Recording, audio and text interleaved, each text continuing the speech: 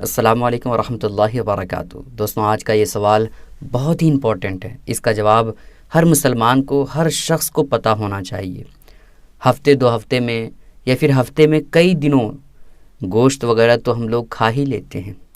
لیکن اس گوشت کے اندر، اس مرغے یا مرغی کے اندر ایک چیز ہوتی ہے جس کا نام پوٹا ہے۔ اسے پتھری بھی کہتے ہیں، اور جس جگہ لوگ رہتے ہیں اس اعتبار سے اس کا نام الگ الگ لوگ لیتے ہیں۔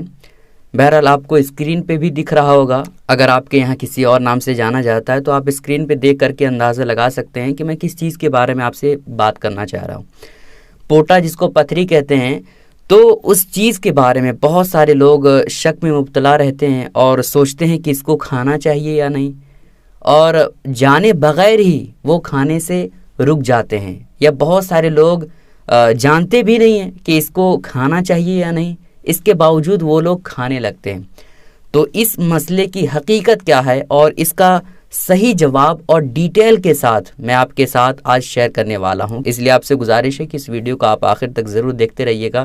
ویڈیو اگر آپ کو پسند آتی ہے تو لائک کرنے کے ساتھ ساتھ ہمارے چینل کو سبسکرائب ضرور کر لیجیے گا۔ آئیے دوستوں، آپ کو بتاتے ہیں کہ پوٹا کھانا اسلام میں جائز ہے یا نہیں۔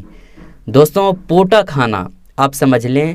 کہ مکمل طور پر جائز ہے، کسی بھی طرح سے اس میں قباحت کی بات نہیں ہے۔ اب یہاں بہت سارے لوگوں کا ذہن اس بات کی طرف جاتا ہوگا کہ بھائی پوٹا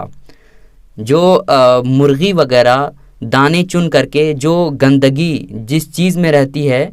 اس کو پوٹا پتھری کہتے ہیں۔ تو بہت سارے لوگوں کا ذہن اس بات کی طرف بھی جاتا ہوگا کہ بھائی پوٹا جس میں گندگی ہوتی ہے، جب اس کو کھانا جائز ہے تو اوجھڑی، یہ علماء کرام نے، بہت سارے علماء کرام نے ان کو ناجائز کیوں قرار دیا ہے، جبکہ پوٹا اور اوجھڑی یہ دونوں ایک ہی چیز ہے کہ دونوں میں گندگی چیزیں جمع رہتی ہے۔ تو جس طرح سے اوجھڑی کھانا صحیح نہیں ہے، اسی طرح سے پوٹا کھانا صحیح نہیں ہوتا۔ اس کے صحیح ہونے کی بات کیا ہے، حقیقت کیا ہے، پوٹا کھانا جائز ہے، اس کی دلیل کیا ہے؟ تو میں آپ کے سامنے بتا دینا چاہتا ہوں کہ پوٹے کے اوپر سے ایک پردہ رہتا ہے جو بالکل نازک پردہ رہتا ہے، اور اس پردے کو اگر آپ نکالیں گے تو آپ کو اندازہ ہوگا کہ جو مرغی کے دانے، جو گندگی ہوتی ہے وہ پوٹے کے پردے کے اوپر رہا کرتی ہے۔ تو پوٹے کے اوپر کا جو پردہ ہوتا ہے، ہم نے اس کو نکال کر کے پھینک دیا، تو وہ جو پوٹا بچا ہے وہ بالکل گوشت کی طرح ہو گیا، چونکہ گندگی جو تھی وہ پوٹے کے اوپر جو پردہ تھا اس کے اوپر رہتی تھی، جو پوٹا تھا اس کے اوپر گندگی نہیں رہتی تھی، اور جب ہم نے اس پردے کو نکال کر کے پھینک دیا تو وہ گوشت کی طرح ہو گیا، اسی وجہ سے جائز ہے۔ اور رہی بات اوجھڑی کی کہ بہت سارے علماء کرام نے اس کو کھانے سے منع کیا ہے، اور کچھ علماء کرام نے کہا کہ بھائی کھا سکتے ہیں، لیکن بہرحال بات صحیح یہی ہے کہ اس کو اوجھڑی کو نہیں کھانا چاہیے۔ تو اس کو اس وجہ سے علماء کرام نے ناجائز قرار دیا ہے، نہیں کھانا چاہیے، اس وجہ سے کیونکہ اس اوجھڑی میں اوپر سے کوئی ایسی چیز نہیں ہوتی ہے جو اسی کے اوپر گندگی رہے، بلکہ اوجھڑی میں ہی جو بکری وغیرہ چارے کھاتی ہے